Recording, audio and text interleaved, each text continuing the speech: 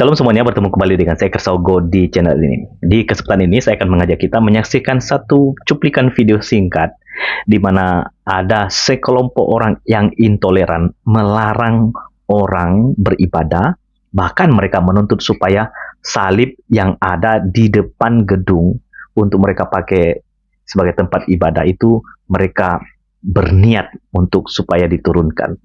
Dan kasus ini bukan terjadi di Indonesia, teman-teman, dan ini terjadi di Malaysia. Ternyata di Malaysia pun juga banyak kadrunnya. Mereka sudah mulai ikut-ikutan, mereka sudah mulai terprovokator ya, melihat keberadaan orang Kristen, apalagi kalau mereka melihat kasus-kasus seperti yang ada di Indonesia.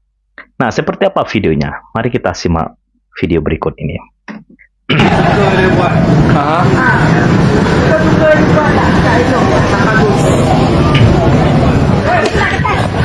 Turun ini salib saja, kita tak mau gaduh dia. Kita mau turun ini barang juga. Kita mau turun ini barang. Nanti tak mau. Tidak mahu ada pihak yang membangunkan salib di kawasan yang 95% adalah Islam. Ya, itu video singkatnya, teman-teman. Jadi mereka protes karena mereka merasa bahwa mereka mayoritas ya, dan mereka tidak mau 94% posisi Islam di situ, dan mereka tidak mau ada salib di tengah-tengah mereka, dan intinya mereka tidak setuju kehadiran gereja di situ, dan itulah sebabnya mereka demo menunjukkan reaksi mereka karena ketidaksukaan mereka terhadap salib, dan mereka mau menurunkan salib itu. Jadi kasusnya sama ya kalau kita lihat di negeri kita sendiri ya. Dan memang mereka ini takut sekali kalau melihat salib ya.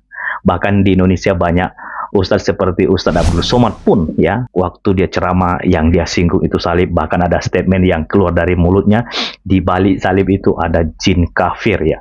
Waktu dia ungkapkan itu semua jadi gempar ya karena pernyataan yang disampaikan oleh Ustadz Abdul Somad. Dan mereka takut sekali dengan lambang-lambang salib. Bahkan ambulan pun juga akhirnya dianggap itu adalah lambang salib. Padahal itu adalah lambang palang merah ya. Itu adalah lambang di mana semua medis ya berperan untuk menyelamatkan, menolong orang supaya banyak orang yang sakit itu dibantu. Dan kalau ada indikasi-indikasi gambar atau lukisan yang menyerupai salib, baik itu di bendera seperti Indonesia ya, kalau ada gambar-gambar yang pokoknya terindikasi ada salib, mereka pasti tidak setuju. Atau ada baju, pakaian batik, kalau ada sedikit saja indikasi ada salib, itu pasti sudah didemo atau dibakar. Dan itulah bentuk reaksi dari ketakutan mereka terhadap salib. Itu masih soal salib, teman-teman. Belum lagi soal kalau kita bicara soal pembangunan gereja, izin ya, dimana kita tahu di Indonesia secara khusus ya, mengalami kesulitan untuk membangun gereja. Karena apa? Izinnya susah.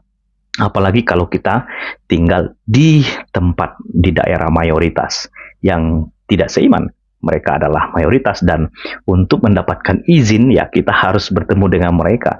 Dan kalau mereka tidak setuju, apalagi kalau sudah bangun lalu tanpa persetujuan, mereka pasti demo.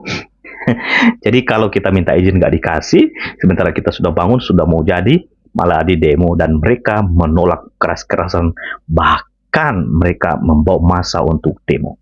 Dan bukan hanya untuk IMB ya, bahkan di dalam persekutuan doa, bahkan ibadah di rumah pun ada juga kasus-kasus mereka larang karena mereka tidak setuju ada persekutuan, bahkan ada ibadah dilakukan oleh orang Kristen karena mereka risih. Mungkin mereka takut dengan pujian-pujian yang disampaikan oleh orang Kristen waktu mereka berdoa dan menyembah Tuhan mereka. Dan itulah bentuk-bentuk ketakutan yang mereka ungkapkan. Belum lagi kalau mereka menolak bahwa banyak orang Kristen kalau sudah jadi pemimpin itu pasti sudah ditolak dan didemo. Dan ada kasus juga di dalam dunia pendidikan ya, untuk mendirikan sekolah Kristen seperti yang ada di Parepare itu didemo banyak sekali massa. Karena apa? Mereka takut sekali keberadaan orang Kristen. Padahal pendidikan itu penting ya. Kalau pendidikan banyak dan punya kualitas dan daerah tersebut bisa menikmati pendidikan yang baik, mereka pasti akan punya SDM yang berkualitas.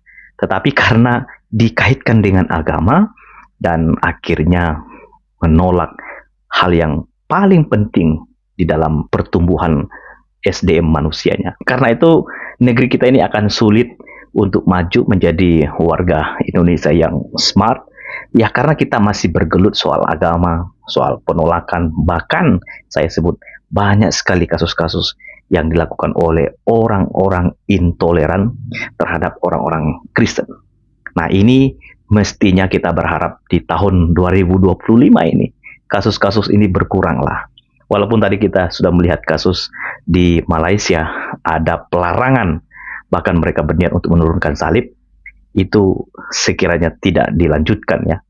Dan saya sangat yakin pemerintah Malaysia bisa menangani ini. Dan Indonesia pun harusnya lebih baik ya. Dan sebagai orang Kristen, sebagai hamba Tuhan, saya memberikan nasihat kepada jemaat Kristen ya.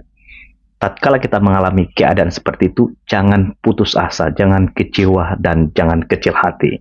Ya, dalam kondisi apapun, apakah kita ditolak, apakah kita diterima, apakah kita diusik, bahkan dilarang untuk bersekutu dengan Tuhan yang kita percaya, tidak usah takut. Kita serahkan semua kepada Tuhan, bahkan kita berdoa supaya Tuhan sendiri yang bekerja di dalam hati mereka, dan kita doakan supaya dengan caranya sendiri Dia membukakan jalan sehingga ada yang terbaik yang Tuhan siapkan. Saya sangat yakin ketika gereja makin dihimpit, maka gereja tersebut makin merambat. Dan saya sangat yakin Roh Kudus bisa bekerja dalam hati setiap orang, melihat cinta kasih dari orang-orang Kristen. Tatkala kita dianiaya, bahkan didiskriminasi, bahkan direndahkan, bahkan diusik ketika kita beribadah, tapi kita tetap mengasihi mereka, tetap mengampuni mereka, tetap berbuat baik kepada mereka, suatu kelak nanti mereka akan melihat kita tetap menjadi terang, kita tetap menjadi garam, kita tetap menjadi surat Kristus yang dapat dilihat, yang dapat dibaca. Sehingga lewat hidup kita tercermin pancaran kasih dari Tuhan. Sehingga mereka bisa mengenal dan percaya kepada Yesus. Dan saya sangat yakin kalau mereka sudah melihat cinta kasih dari orang Kristen, pasti akan ada banyak jiwa-jiwa yang percaya kepada Yesus. Dan kiranya hidup kita boleh menjadi terang, menjadi berkat bagi banyak orang yang belum percaya kepada Yesus, sehingga banyak orang dibawa kepada Yesus dan sukacita besar di surga karena ada 1-2 orang percaya kepada Tuhan Yesus Kristus. Tetap semangat, andalkan Tuhan, jangan takut dengan apa yang Bapak Ibu Saudara alami. Tuhan memberkati, Tuhan menyertai saudara sekalian. Shalom.